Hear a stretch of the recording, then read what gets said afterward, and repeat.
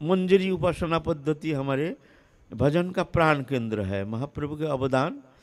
तो ये उपासना में उनका मन लग गया है। तो समाज जीवन में बहुत सारे समालोचना का पात्र बन गए हैं, वो भी डिम्बर की संप्रदाय में और हमारे गौरीय संप्रदाय में। वो भी वैष्णव, हम भी वैष्णव, राधावल्ली संप्रदाय वो भी वैष्णव, फिर वल्लभकुली संप्रदाय ये भी वैष्णव।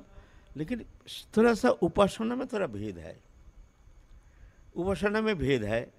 इसका कारण क्या है?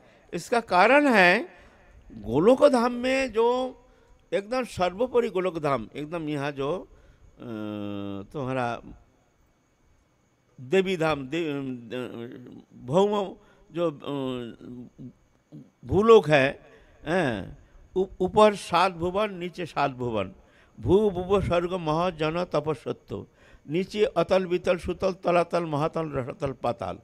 यह है 14 भुवन लेकर के एक ब्रह्मांडो। ब्रह्मांडो अनंत कोटि ब्रह्मांडो, अनंत कोटि ब्रह्मांड के ऊपर है बिरजा, बिरजा के ऊपर जाकर के ब्रह्मलोक, ब्रह्मलोक के ऊपर है वैकुंठ धाम, वैकुंठ धाम के ऊपर है अयोध्या धाम आदि सब, और भी बहुत सारे धाम हैं। एकदम सर्वोपरि है गोलोक वृंदावन। गोलोक वृंदावन के ऊपर में है आपका सहस्त्रदल कमल जैसे खिला हुआ है, सहस्त्रदल कमल, कमलाकृति। और कमल के भीतर जो कोरनिका है, कमल के भीतर एक स्थान होता है ना, पापड़ी खिलने के बाद भीतर में एक स्थान होता है ना, उसे कोरनिका कहते हैं। ऐसे ही उस गोलोक धाम में उस सहस्त्रदल कमल के भीतर वो कोरनिका जैसे उसमें अनंत कोठरी है, कोठरी, अनंत कोठरी, और हर कोठरी अनंत है, और एक एक कोठरी में अलग अलग लीला संपादन हो रही है। जुगल किशोर के लीला अलग अलग लीला है, वही प्रेम माधुर्यमय लीला लेकिन अलग अलग है।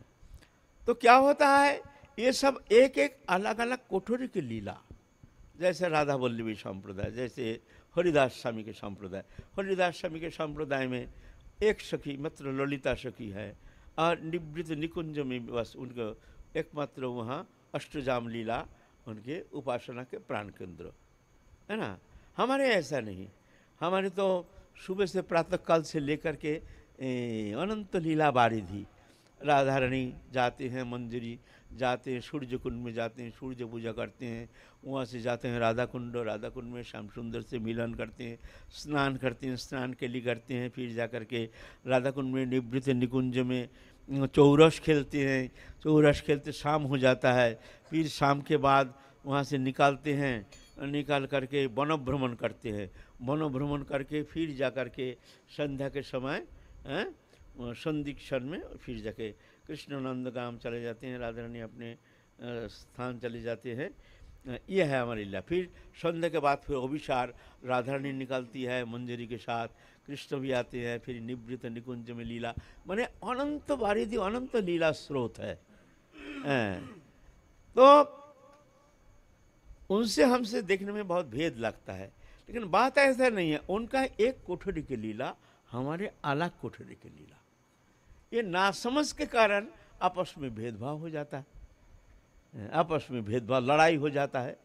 तुम्हारे उपासना ठीक नहीं, हमारी उपासना ठीक है, तुम ठीक नहीं, हमारे माधुर्यमय लीला हमारी सर्वोपरि है, तुम नीचे हो हम ऊपर हैं। यह कहाँ ऊपर कहाँ नीचे है, सभी तो एकाकार है ना।